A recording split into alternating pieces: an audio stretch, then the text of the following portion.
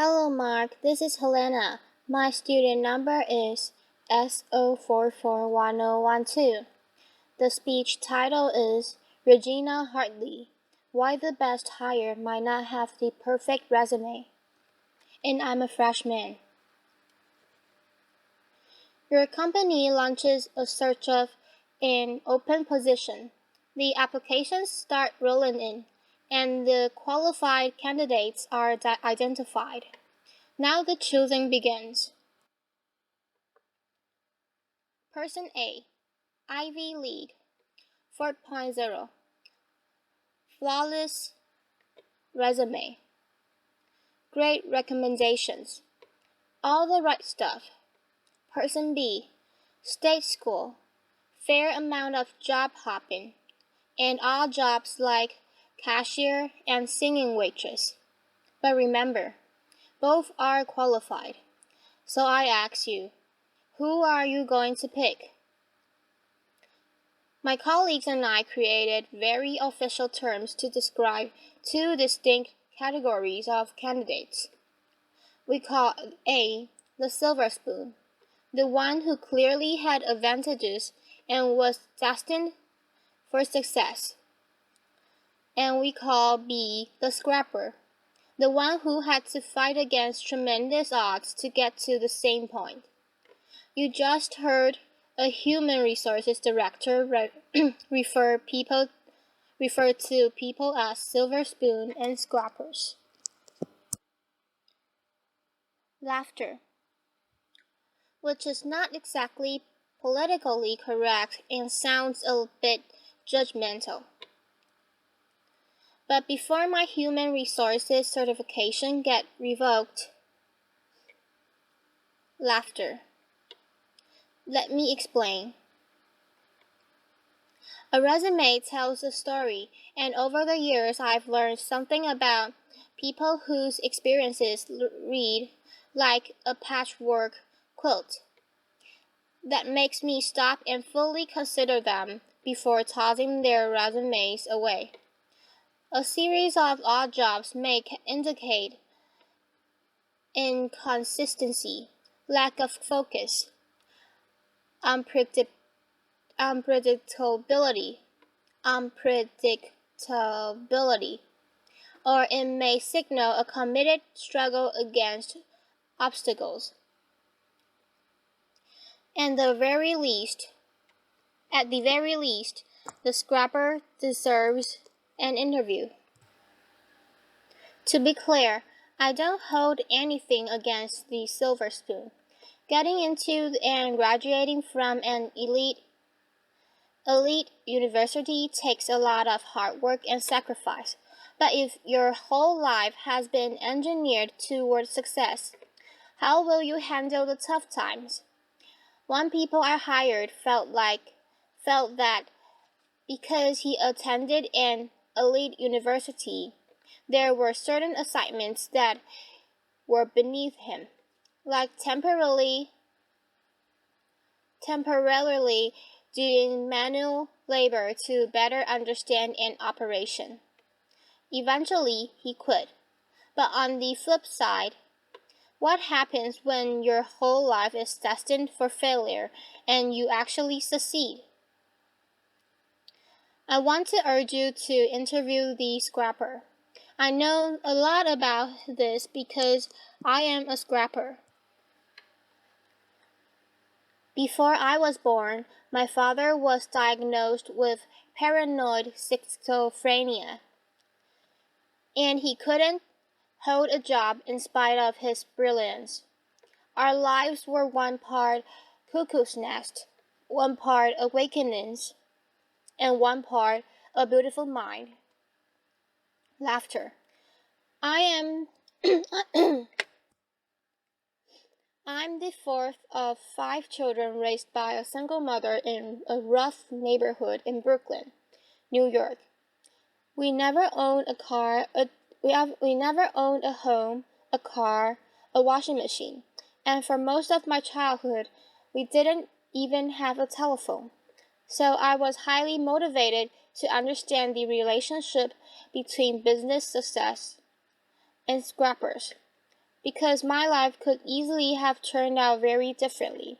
As I met successful business people and read profiles of high-powered leaders, I noticed some commonality. Many of them had experienced early hardships, anywhere from poverty, abandonment, death of a parent while young, to learning disabilities, alcoholism, and violence.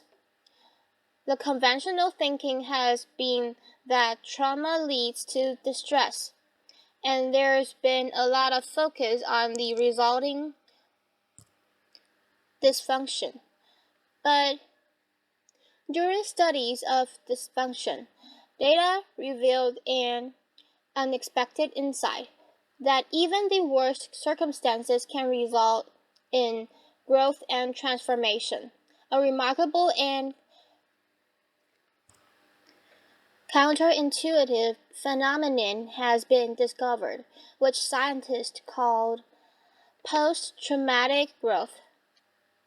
In one study designed to measure the effects of adversity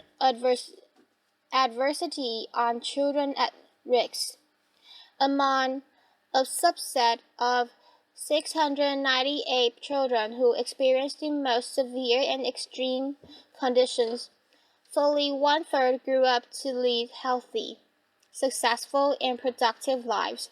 In spite of everything and against tremendous odds, they succeed. One-third. Take this resume.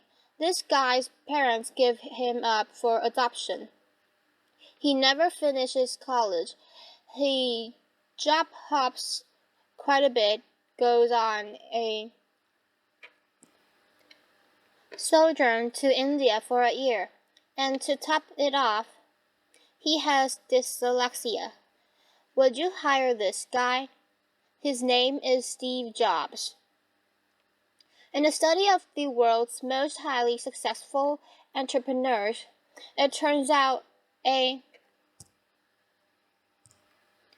disproportionate number have dyslexia.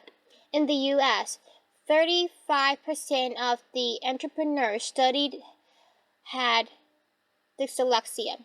What's remarkable, among those entrepreneurs who experience post-traumatic growth, they now view their learning disability as a desirable difficulty, which provide them an advantage because they became better listeners and paid greater attention to detail.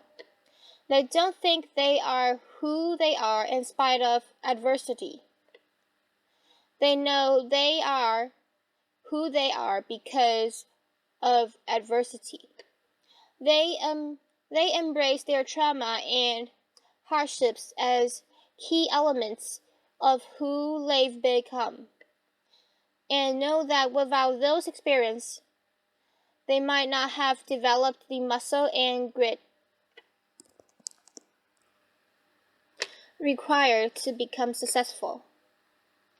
One of my colleagues had his life completely upended as a result of the Chinese Cultural Revolution in 1966. At age 13, his parents were relocated to the countryside. The schools were closed and he was left alone in Beijing to fend for himself until 16, when he got a job in a clothing factory. But instead of accepting his fate, he made a resolution that he would continue his formal education. 11 years later, when the political landscape changed, he heard about a highly selective university admissions test. He had 3 months to learn the entire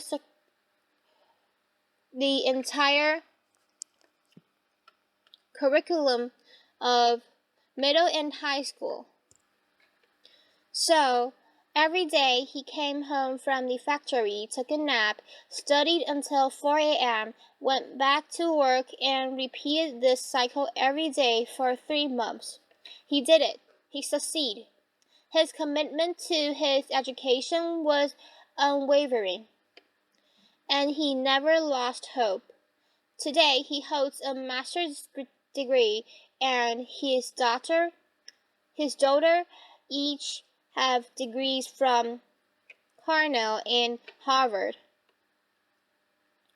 Scrappers are propelled by the belief that the only person you have full control over is yourself.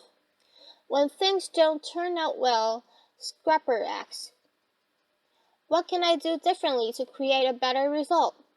Scrappers have a sense of purpose that prevents them from giving up on themselves.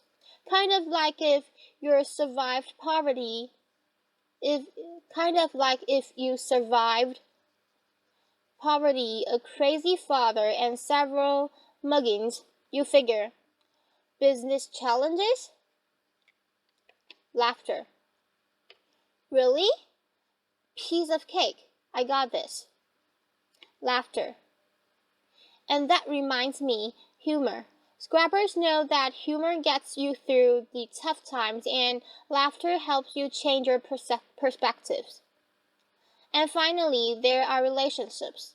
People who overcome adversity don't do it alone.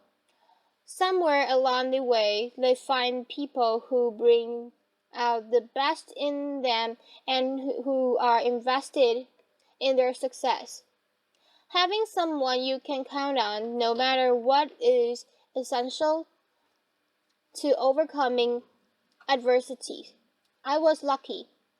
In my first job after college, I didn't have a car, so I carpooled across 2 bridges with a woman who was the president's assistant. She watched me work and encouraged me to focus on my future and not dwell on my past. Along the way, I've met many people who've provided me brutally honest feedback, advice, and mentorship. These people don't mind that I once worked as a singing waitress to help pay for college. Laughter. I'll leave you with one final valuable insight. Companies that are committed to diversity and inclusive practices tend to support scrappers and outperform their peers. According to Diversity Inc., a study of their top 50 companies for diversity outperformed the S&P 500 by 25%. So back to my original question. Who are you going to bet on? Silver spoon or scrappers? I say choose the underestimated contender, whose secret weapons are passion and purpose. Hire the scrapper. Applause.